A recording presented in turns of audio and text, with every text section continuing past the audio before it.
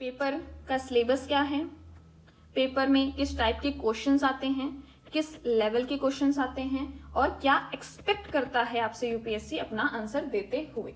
अब यहाँ पर कुछ बातें कर लेते हैं कि हम कैसे अपने मार्क्स बढ़ा सकते हैं। पहली चीज, यहाँ पर बताई गई चीज सही है, लेकिन ये आपके लिए वर्क करेगी नहीं करेगी वो आपको डिसाइड करना है। और इतना ही करने से आपको पूरे मार्क्स मिल जाएंगे? बिल्कुल नहीं, आपको इसमें भी इंप्रूव करते रहना है। अगर आपको लगता है कि इतने में अगर ये चीज और इंप्रूव कर दे तो और अच्छे मार्क्स आ सकते हैं, तो बिल्कुल कीजिए। और अगर आपको लगता है कि ये चीज करने से मेरी स्पीड घट रही है और मैं इतना नहीं कर सकता या कर सकती, तो आप उस चीज को अवॉइड कीजिए। तो यहाँ पर हम बस मिल करके एक बेस्ट आंसर निकालने की कोशिश कर रहे हैं ताकि हमें मैक्सिमम से मैक्सिमम मार्क्स मिल सके। तो आपको, अगर आप बॉटनी की बात करें तो यहाँ पर आपको अगर कोई भी टॉपिक दिया जा रहा है तो आपके पास एक फ्रीडम रहती है कि ज्यादातर में शब्द बोल दिए जाते हैं एंड देन उसके बाद ज्यादातर डिफाइन करने को बोला जाता है, या तो प्रोसेस पूछी जाती है। दो टाइप के क्वेश्चंस होते हैं, या तो आपको डायरेक्टली किसी चीज के बारे में बताना बोल दिया जाता है, या तो उसकी प्रोसेस पूछ ली जाती है। या तो किसी चीज के बारे में पूछ लिया जाता है या तो उसकी प्रोसेस पूछ ली जाती है। तो पहली बात करते हैं जब किसी चीज के बारे में पूछ लिया जाता है, जैसे मान लीजिए प्लांट क्वारंटाइन के बारे में पूछ लिया गया, तो पहली बात आप हेडिंग डालेंगे प्लांट क्वारंटाइन, देन उसके बाद आप लिखेंगे उसके बारे में छोटा सा डेफिनेशन कि आखिर प्लांट क्वारंटाइन है क्या। देन इसके बाद आप उसमें एक चार्ट बनाएंगे। उस चार्ट में क्या होगा, उस चार्ट में आप ये समझ लीजिए कि आपको अपना पूरा आंसर जो है, जो आप एक पन्ने में, दो पन्ने में, जितने भी लिखने वाले हैं, उसका एक समरी होना चाहिए उस चार्ट में। अगर क्वेश्चन थ्योरेटिकल टाइप का है तो उस चार्ट में, फ्लो चार्ट में आपका एक समरी होना चाहिए कि हम इस चीज के बारे में ये बताने जा रहे हैं। तो यहाँ पर अगर प्लांट क्वारंटाइन की बात कर लें तो यहाँ पर कुछ प्रोसेस होते हैं, कुछ स्टेप्स होते हैं, तो आप इस यहाँ पर स्टेप्स लिख सकते हैं। एंड यहाँ पर आप ग्राफ के थ्रू और फ्लो चार्ट के थ्रू अपना एक आंसर सा बना लेंगे कि यहाँ पर ये चीज है। अब अगर बात कर लें, अगर जैसे मान लीजिए पूछा गया था प्रोटोप्लास्ट के बारे में, तो यहाँ पर आपको क्या करना है, जैसे कि किसी चीज के बारे में यहाँ पूछा गया है कि प्रोटोप्लास्ट क्या है, तो यहाँ पर आपको प्रोटोप्लास्ट की डेफिनेशन लिखनी है। देन आपको एक डायग्राम बनाना है जहां पर आपको इंडिकेट करना है कि क्या प्रोटोप्लास्ट है। एंड देन इसके बाद आपको उसके बारे में जितनी भी चीजें पता है वो लिखनी है। और लिखनी कैसे है, आपको सबसे ज्यादा इस्तेमाल करना है हेडिंग्स एंड सब हेडिंग्स। हेडिंग्स और सब हेडिंग्स इतनी जरूरी क्यों है? हेडिंग्स और सब हेडिंग, पहली बात, आप जब उसको याद करते हैं तो आपके पास रिवीजन करने के लिए बहुत सही समय होता है, और उसमें क्या होता है, हेडिंग्स और सब हेडिंग जो है वो आपकी जल्दी रिवाइज हो जाती हैं और आपको टू द पॉइंट चीजें याद रहती हैं। आप देख लीजिए, जब आपने क्वेश्चन पेपर पढ़ा था, जब मैंने भी दिखाया था आपको क्वेश्चन पेपर, उसमें क्या लिखा था, आपको स्पेसिफिक चीजें लिखनी है, फालतू की चीजें नहीं लिखनी। तो यहाँ पर टू द पॉइंट आपको, जो पॉइंट टू द पॉइंट आपको फैक्टर मिलता है वो हेडिंग्स एंड सब हेडिंग से मिलता है। जब आपने हेडिंग्स लिख दी, उसके बारे में आपने उसके बारे में लिखा एंड देन सब हेडिंग लिखी, तो यहाँ पर आपके ज्यादा पॉइंट जो है क्लियरली दिखते हैं कि हाँ, इस स्टूडेंट को इस चीज के बारे में इतना इतना पता है और इसने सारी चीजों को होलिस्टिकली कवर किया है।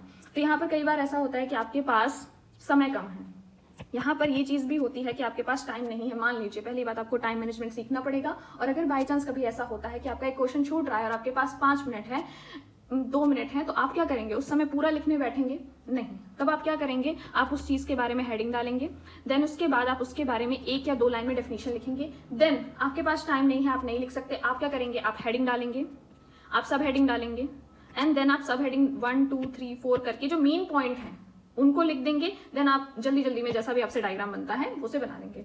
तो यहाँ पर जो आपको थ्योरेटिकली जो आप पैराग्राफ में लिखने वाले थे, मुश्किल से आप 50 वर्ड लिख पाते, वहां उसकी जगह आपने क्या किया, पूरे क्वेश्चन को आपने बंच कर दिया एंड यहाँ पर हेडिंग एंड सब हेडिंग से आपने एग्जामिनर को ये बता दिया कि मेरे को इस टॉपिक के बारे में इतना इतना पता था। अगर मान लीजिए कोई प्रोसेस है तो उसके बारे में आप अगर उस प्रोसेस पहले बारे में उसकी प्रोसेस के बारे में बताते, देन उसके बाद आप उसका डायग्राम या फ्लो चार्ट बनाते, देन उसके बाद आप क्या करते, उस प्रोसेस के बारे में स्टेप 1 स्टेप 2 एलोबरेट करते।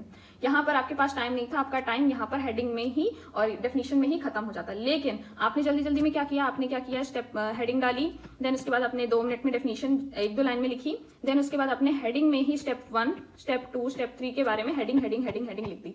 तो एग्जामिनर को इससे क्या पता चला, इसको पता था, एटलीस्ट इसको सारे स्टेप पता थे। तो आपको यहाँ पर बेटर मार्क्स, भले ही 1 मिले 2 मिले 3 मिले, लेकिन आपको एक पहले से बेटर मार्क्स मिल जाएंगे।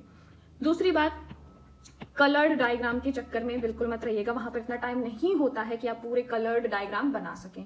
आपको कॉम्प्लिकेटेड डायग्राम नहीं बनाना है। पहली बात, कॉम्प्लिकेटेड डायग्राम पे मत जाइए। कॉम्प्लिकेटेड जो डायग्राम्स होते हैं, पहली बात, उनको याद करना मुश्किल होता है।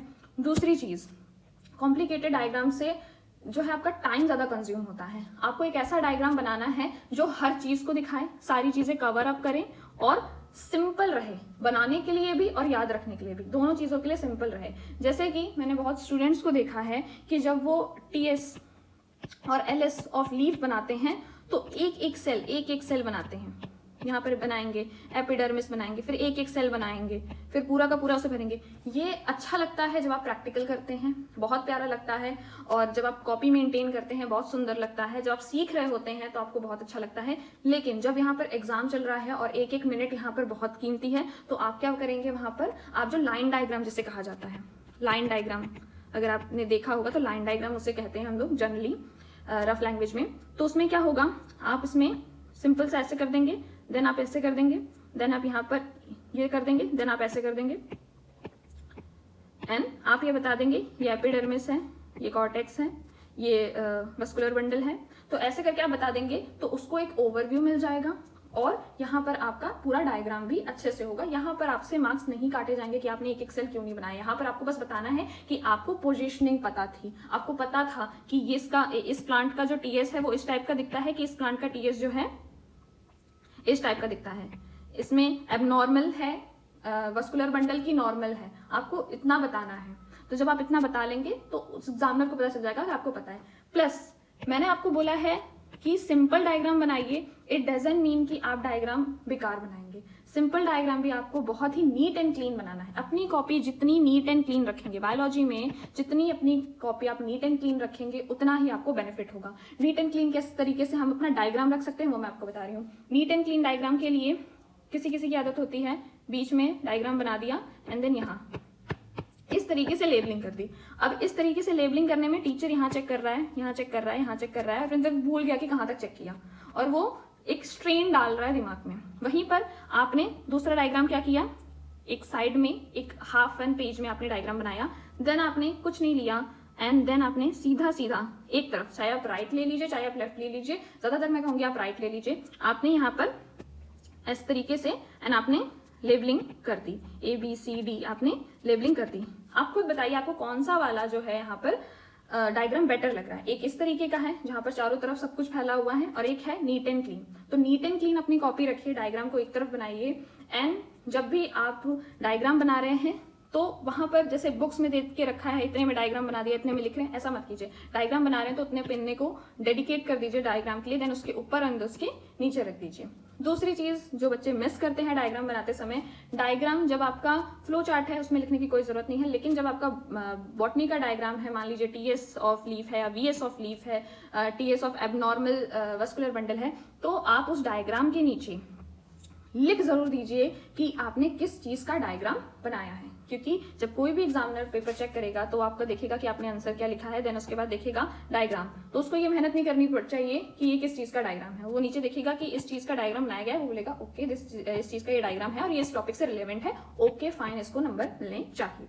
तो इस तरीके से अगर आप एग्जामिनर की लाइफ इजी करेंगे तो एग्जामिनर आपकी लाइफ इजी करेगा। प्लस कोई भी इनरिलेवेंट चीजें मत लिखिए कि 250 मार्क्स बढ़ाने हैं हमें तो कुछ भी इनरिलेवेंट लिख रहे हैं। और मेरे ख्याल से बॉटनी में आपके पास मटेरियल की कमी बिल्कुल नहीं होगी जो आपको एक्स्ट्रा कुछ लिखना पड़े। बॉटनी में बहुत है लिखने के लिए और हम लोग बहुत कुछ पढ़ने वाले हैं, तो इसकी चिंता मत कीजिए कि आपके पास मटेरियल की कमी होगी। मटेरियल की बिल्कुल कमी नहीं होगी। जैसे कि यहाँ पर अभी एक टॉपिक है आपका माइकोप्लाज्म है, और काफी लोगों को लगता है कि इसमें माइकोप्लाज्म में से 250 वर्ड्स में पूछ लिया गया है, इसमें तो मटेरियल ही नहीं है इसमें इतना। इसमें बहुत मटेरियल है, लेकिन आपको ये देखना है कि आपको किस हिसाब से लिखना है, क्या पूछा गया है। First of the thing UPSC जो चाहता है आप क्वेश्चन पढ़िए, भले ही आपको 2 बार पढ़ना पड़े क्वेश्चन, भले ही 3 बार पढ़ना पड़े क्वेश्चन, लेकिन क्वेश्चन पढ़िए। क्वेश्चन क्या मांग रहा है उतना ही लिखिए। अगर वो ए के बारे में पूछ रहा है तो आप ए के बारे में ही लिखिए। ए का ओरिजिन कैसे हुआ, कहाँ से आया, क्या नहीं आया, वो आपको नहीं लिखना है। अगर ए का प्रोसेस पूछा जा रहा है तो आप सिंपली 2 भाषा में बता दीजिए ए है क्या चीज, और फिर उसके बारे में आप मेन जो एम्फसाइज करेंगे क्वेश्चन में वो ये होगा कि ए का प्रोसेस क्या है।